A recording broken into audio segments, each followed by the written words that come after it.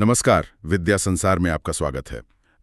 अगर ये कहा जाए कि देश की विशाल अर्थव्यवस्था हमारे सूती कपड़ों का धागा और जिन गगनचुंबी इमारतों या लंबे पुलों को देखकर हम अक्सर हैरान होते हैं, उनका पूरा का पूरा ढांचा, ये सब आसमान छूते पहाड़ों या कलकल बहती नदियों की देन नहीं है। बिल्कुल। बल्कि ये सब जमीन के उन चपटे, खुरदरे और शांत हिस्सों से आता है जिन्हें भूगोल की किताबों में अक्सर सबसे कम रोमांचक माना जाता है। मेरा मतलब है पठार। सही कहा। पहाड़ों के मुकाबले पठार किसी फिल्म के उस शांत और गंभीर बैकग्राउंड किरदार की तरह होते हैं जो कोई शोर नहीं मचाते। हाँ, बिल्कुल। लेकिन अगर उन्हें कहानी से निकाल दिया जाए तो पूरी की पूरी फिल्म ही बिखर जाएगी, है ना? आज की ये चर्चा महज पत्थरों या मिट्टी के ऊंचे ढेरों के बारे में नहीं है। ये असल में इस बात पर है कि कैसे प्रायद्वीपीय भारत के 7 प्रमुख पठार देश के कृषि उत्पादन, औद्योगिक ढांचा और पूरी की पूरी अर्थव्यवस्था की असली रीढ़ हैं। अरे वाह, ये एक बहुत ही दिलचस्प नजरिया है, क्योंकि मतलब अमूमन हम हिमालय की बर्फ से ढकी चोटियों या फिर गंगा के हरे भरे मैदानों की ही बात करते हैं। बिल्कुल, हमेशा उन्हीं की चर्चा होती है। लेकिन जब हम दक्कन, छोटा नागपुर, मालवा, बुंदेलखंड, बघेलखंड, मेघालय या शिलोंग और तेलंगाना जैसे इन 7 पठारों को देखते हैं तो ऐसा लगता है जैसे देश का पूरा इंजन इन्हीं के भरोसे चल रहा है। हाँ, और इसी इंजन को समझने के लिए हमें शुरुआत बिल्कुल बुनियादी जगह से करनी चाहिए। दक्कन के पठार से? जी, दक्कन का पठार ये भारत का सबसे बड़ा और सबसे पुराना पठार है। और ये केवल बड़ा नहीं है, बल्कि ये एक भूवैज्ञानिक आश्चर्य है। अच्छा। हाँ, इसका विस्तार मुख्य रूप से महाराष्ट्र, कर्नाटक और आंध्र प्रदेश के बहुत बड़े हिस्सों तक है। लेकिन जब हम इसे सबसे पुराना कहते हैं तो इसका असल में क्या मतलब है? जब इसे सबसे पुराना कहा जाता है तो इसका मतलब है कि करोड़ों साल पहले जब धरती पर विशाल ज्वालामुखी फट रहे थे, तब जमीन की दरारों से निकला हुआ भयंकर लावा धीरे धीरे फैलकर ठंडा हुआ। बाप रे, करोड़ों साल पहले? बिल्कुल।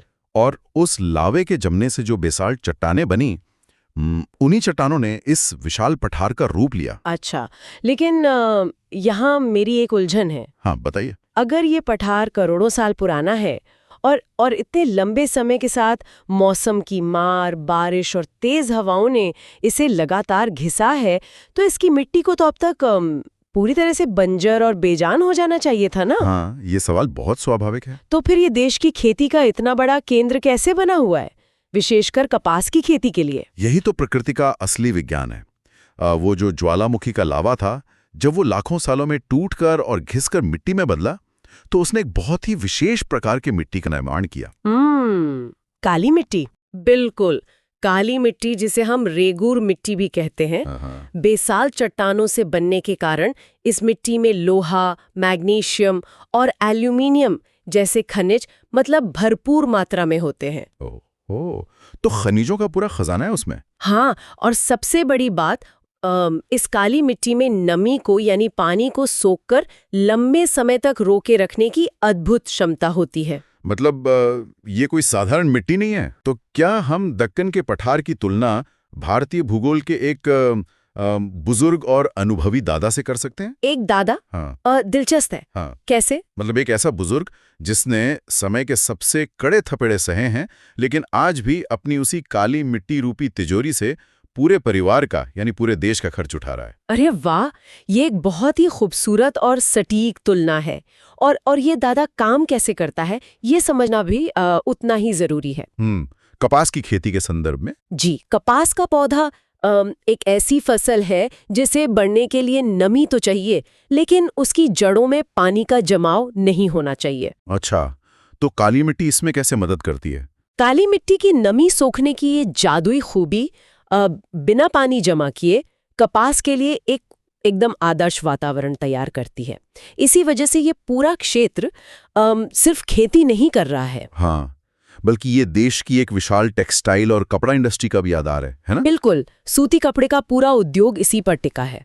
तो मतलब जो सूती कपड़े आज हम पहनते हैं, उसका सीधा कनेक्शन करोड़ों साल पहले निकले ज्वालामुखी के लावे से है? हाँ, एग्जैक्टली। यार, ये वाकई में दिमाग को झकझोर देने वाला तथ्य है। अब अगर हम कृषि और उपजाऊ जमीन की बात कर ही रहे हैं, तो नक्शे में थोड़ा उत्तर की तरफ चलते हैं। मध्य प्रदेश की तरफ? हाँ, मध्य प्रदेश और राजस्थान में फैले मालवा के पठार की ओर। अक्सर जब हम मध्य प्रदेश या राजस्थान का नाम सुनते हैं तो दिमाग में सूखे इलाके या एकदम अलग-अलग मौसम की तस्वीरें आती हैं। हाँ, ये एक आम धारणा है। तो वहाँ ये मालवा का पठार कैसे काम कर रहा है? कि भौगोलिक विविधता कैसे एक वरदान बन सकती है। दक्कन की तरह यहाँ भी ज्वालामुखी चट्टानों का ही प्रभाव है। अच्छा, यहाँ भी ज्वालामुखी। जी।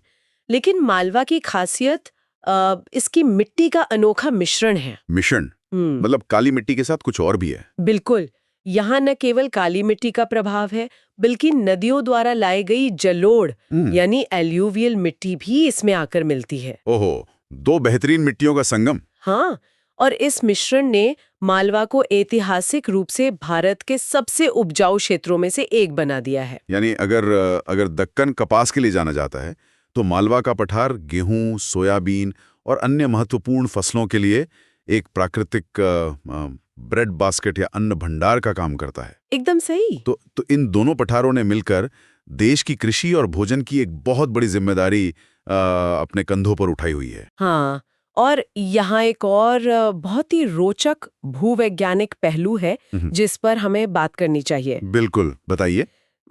मालवा का पठार विंध्य पर्वत श्रृंखला के ठीक उत्तर में स्थित है और इसका जो ढलान है वो उत्तर की तरफ है। उत्तर की तरफ ढलान होने से क्या फायदा होता है? इसका सीधा मतलब है कि यहाँ की नदियाँ जैसे चंबल और बेतवा उत्तर की ओर बहते हुए गंगा और यमुना के मैदानी इलाकों को भी समृद्ध करती हैं। अरे वाह!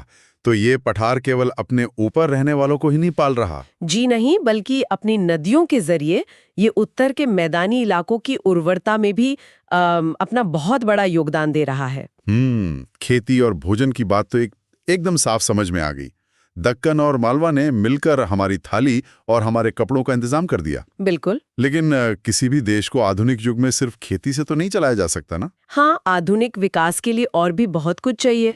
भारी उद्योग, बिजली, रेलवे ट्रैक, मशीनें और बड़ा इंफ्रास्ट्रक्चर, इन सब के लिए एक अलग तरह की ताकत चाहिए। सही कहा। और अगर मैं सही समझ रहा हूं तो इस ताकत के लिए हमें पूर्व की तरफ रुख करना होगा, है ना? सीधे छोटा नागपुर के पठार की ओर। बिल्कुल सही दिशा पकड़ी आपने। छोटा नागपुर का पठार जो मुख्य रूप से झारखंड, बिहार के कुछ हिस्सों, पश्चिम बंगाल और ओडिशा के उत्तरी हिस्सों में फैला है, उसे भारत का खनिज हृदय यानी मिनरल हार्ट कहा जाता है। खनिज हृदय? जी। जब हम उद्योगों के लिए जरूरी ताकत की बात करते हैं तो वो ताकत इसी पठार के सीने से निकलती है। तो इस खनिज हृदय वाले विचार को थोड़ा और विस्तार देते हैं। जी बिल्कुल।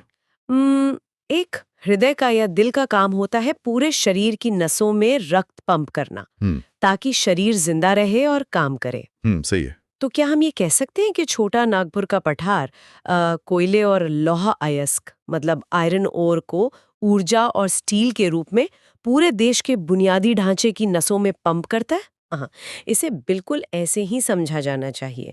और ये सिर्फ एक रूपक या कहानी नहीं है, बल्कि ये एक बहुत बड़ी आर्थिक सच्चाई है। अच्छा। जी, आज देश में जो भी गगनचुंबी इमारतें बन रही हैं, जो हजारों किलोमीटर लंबे रेलवे नेटवर्क बिछे हुए हैं, उनके अंदर का जो मजबूत स्टील है, वो छोटा नागपुर के लौह अयस्क से ही आता है। और उस लोहे को पिघलाकर स्टील बनाने के लिए भयानक गर्मी और ऊर्जा की जरूरत होती होगी? बिल्कुल। और वो ऊर्जा कहाँ से आती है? कोयले से। सही जवाब। उसी पठार की गहराइयों में दबे हुए अथाह कोयले के भंडार से। लेकिन यहाँ मेरे दिमाग में एक सवाल घूम रहा है, सिर्फ इसी इलाके में मतलब छोटा नागपुर में ही इतना सारा कोयला और लोहा एक साथ क्यों है? ऐसा क्या हुआ था इस हिस्से में करोड़ों साल पहले? इसके पीछे करोड़ों साल पहले की एक बहुत ही दिलचस्प भूवैज्ञानिक घटना है। वो क्या? जिसे गोंडवाना काल कहा जाता है। उस समय इस क्षेत्र में बहुत ही घने जंगल हुआ करते थे, विशाल जंगल। तो फिर धरती की टेक्टोनिक प्लेटों के खिसकने और भयंकर भूकंपों के कारण वे विशाल जंगल जमीन के नीचे धंस गए। बाप रे, पूरे के पूरे जंगल? जी।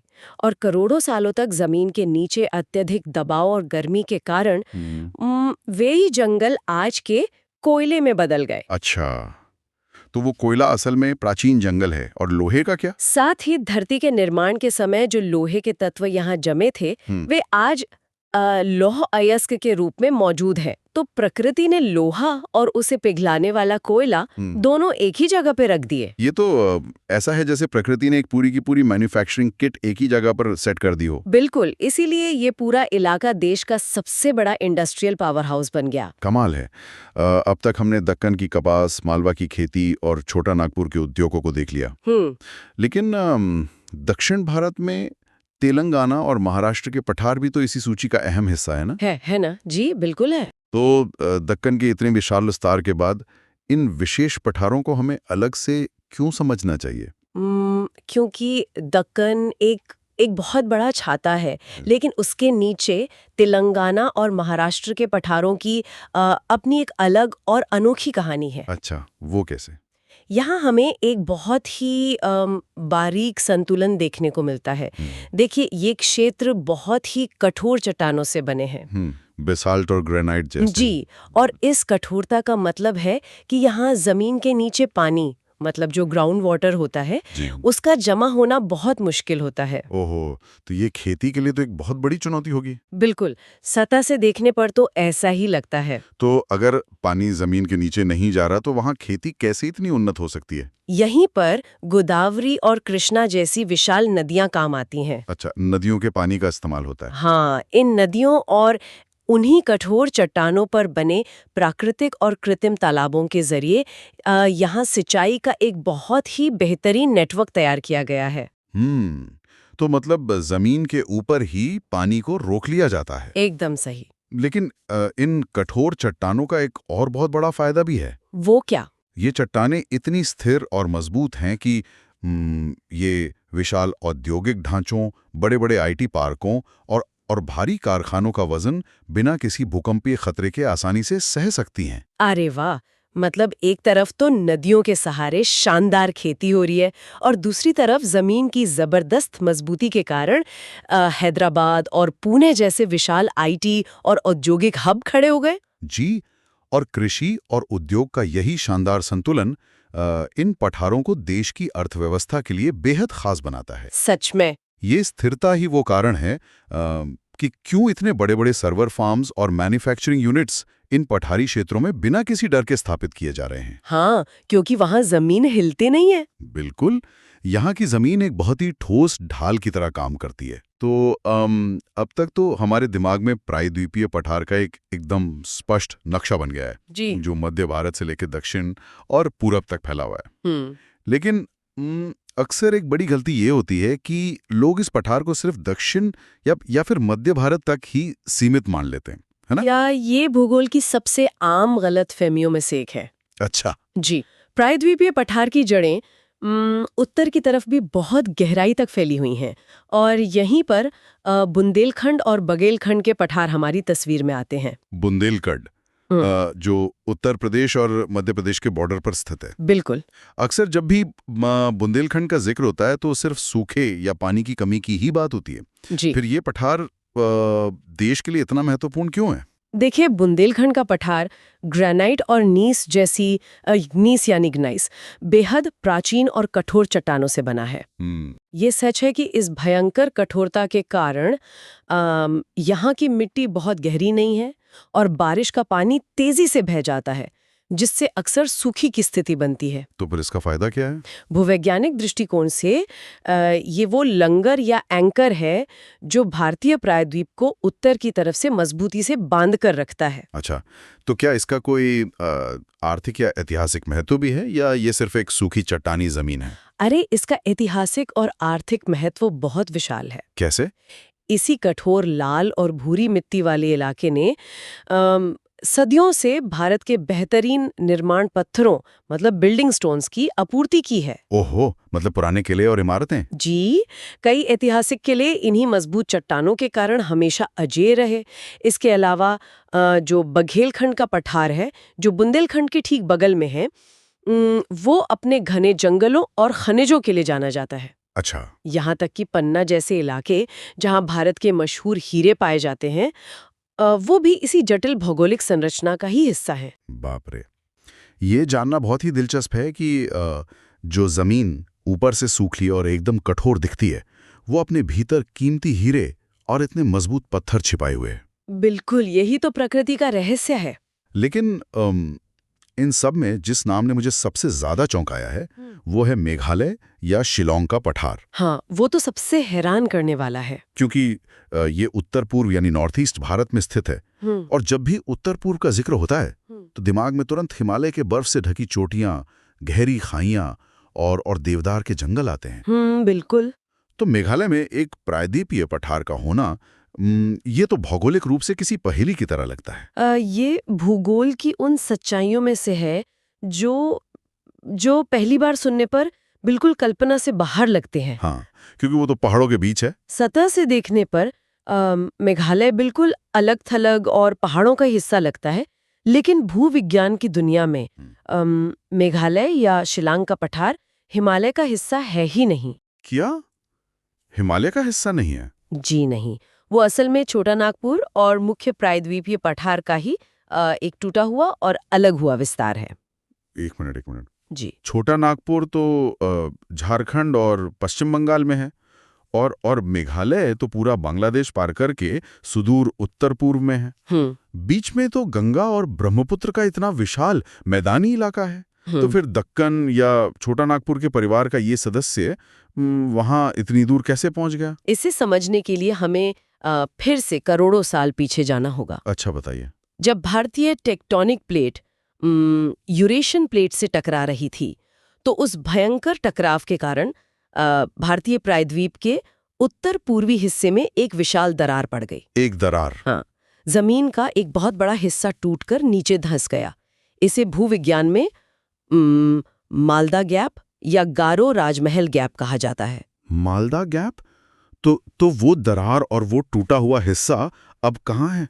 वो हमें आज दिखाई क्यों नहीं देता? दरार में भर दी। ओहो। जी, आज जिसे हम बांग्लादेश और पश्चिम बंगाल का हरा भरा मैदानी इलाका देखते हैं, वो असल में उस गहरी दरार के ऊपर पड़ी हुई मिट्टी की महज एक चादर है। मतलब उस मिट्टी की चादर के नीचे? उस मिट्टी के चादर के नीचे आज भी वो प्राचीन चट्टानी पुल मौजूद हैं, जो मेघालय को हमारे मुख्य प्रायद्वीपीय पठार से जोड़ता है। यार, ये तो सच में दिमाग को सुन्न कर देने वाली बात है। हम राजनीतिक नक्शों पर राज्यों को अलग अलग रंगों और सीमाओं में देखते हैं। बिल्कुल। हम सोचते हैं कि जो जमीन झारखंड में है वो मेघालय की जमीन से बिल्कुल ही अलग होगी। लेकिन जमीन के सैकड़ों फीट नीचे एक अदृश्य चट्टानी धागा है जो उत्तर प्रदेश के बुंदेलखंड से लेकर दक्षिण के दक्कन तक और पूर्वोत्तर के मेघालय तक पूरे भारत को एक ही भूवैज्ञानिक शरीर में पिरो कर रखे हुए है। यही कारण है कि इन पठारों का अध्ययन इतना महत्वपूर्ण है। यह हमें बताता है कि सतह पर दिखने वाली इस भारी विविधता के नीचे एक बहुत ही गहरी और प्राचीन एकता मौजूद है। तो अगर अब इस पूरी विस्तृत चर्चा के सभी धागों को एक साथ पिरोया जाए जी, तो तस्वीर एकदम साफ हो जाती है। जी। हमारे पास ये 7 मुख्य पठार हैं: दक्कन, छोटा नागपुर, मालवा, बुंदेलखंड, बघेलखंड, मेघालय या शिलोंग और तेलंगाना का पठार। ये सिर्फ ऊंचे नीचे पत्थरों के मैदान या जमीन के खाली टुकड़े नहीं है। बिल्कुल नहीं।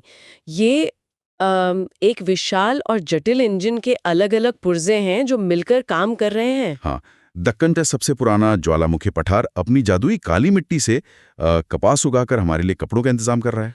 और मालवा अपनी उपजाऊ मिट्टी के मिश्रण से अन्न के भंडार भर रहा है। और छोटा नागपुर का खनिज हृदय लाखों साल पुराने अपने कोयले और लोहे की ताकत से पूरे देश के भारी उद्योगों, पुलों और वहीं तेलंगाना और महाराष्ट्र की स्थिर और कठोर चट्टानें खेती और आधुनिक आईटी उद्योगों को एक बेहद सुरक्षित और मजबूत आधार दे रही हैं। और उत्तर में बुंदेलखंड और बघेलखंड की प्राचीन चट्टानें इस पूरी विशाल संरचना को एक लंगर की तरह थामे हुए हैं। बिल्कुल।